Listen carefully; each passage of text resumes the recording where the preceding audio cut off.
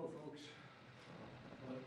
Sorry to keep you waiting. I was waiting to talk to the last member of the delegation in the region. Good afternoon. Before I leave for North Carolina, which I'm going to do in a few minutes, I want to speak briefly about the terrible incident and accident that happened in Baltimore this morning. At about 1:30, a container ship struck the Francis Scott Key Bridge, which I've been over many, many times commuting from the state of Delaware in our train or by car. I've been in Baltimore Harbor many times. And the bridge collapsed, sending several people and vehicles into the water, into the river. And multiple U.S. Coast Guard units, which are stationed very nearby, thank God, were immediately deployed along with local emergency personnel. And the Coast Guard is leading the response at the port, where representatives from the Federal Highway Administration, the FBI, the Department of Transportation, the Army Corps of Engineers, as well as Maryland officials and Baltimore Police and Fire, are all working together to coordinate an emergency response.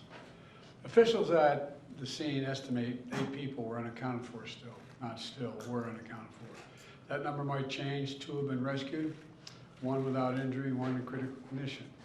And the search and rescue operation is continuing for all those remaining as we speak. I spoke with Governor Moore this morning, as well as the Mayor of Baltimore, the county executive, both United States senators and the congressman.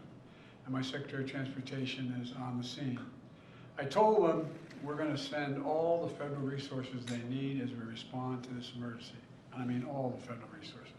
And we're going to rebuild that port together. Everything so far indicates that this was a terrible accident. At this time, we have no other indication, no other reason to believe there's any intentional act here. Personnel on board the ship were able to alert the Maryland Department of Transportation that they had lost control of their vessel, as you all know and reported. As a result, local authorities were able to close the bridge to traffic before the bridge was struck, which undoubtedly saved lives.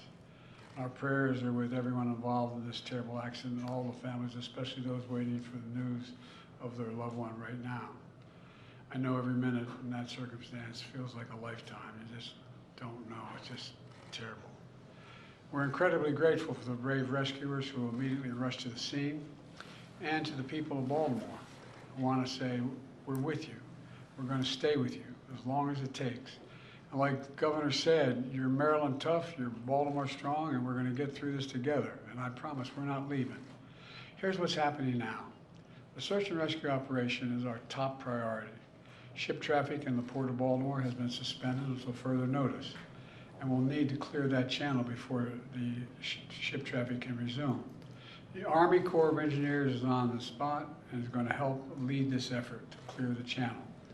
The Port of Baltimore is one of the nation's largest shipping hubs, and I've been there a number of times as a senator and as a vice president. It handles a record amount of cargo last year. It's also the top port in America for both imports and exports of automobiles and light trucks. Around 850,000 vehicles go through that port every single year, and we're going to get it up and running again as soon as possible. 15,000 jobs depend on that port, and we're going to do everything we can to protect those jobs and help those workers. The bridge is also critical for travel, not just for Baltimore, but for the Northeast Corridor. Over 30,000 vehicles cross the Francis Scott Key Bridge on a daily basis. It's virtually, it's one of the most important elements for the economy in the Northeast and the quality of life. My transportation secretary is there now. As I told Governor Moore, I've directed my team to move heaven and earth to reopen the port and rebuild the bridge as soon as humanly possible. And we're going to work hand in hand with the support of Maryland to support Maryland whatever they ask for. We're going to work with our partners in Congress to make sure the state gets the support it needs. It's my intention that the federal government will pay for the entire cost of reconstructing that bridge, and I expect the Congress to support my effort. This is going to take some time. The people of Baltimore can count on us, though, to stick with them at every step of the way until the port is reopened and the bridge is rebuilt.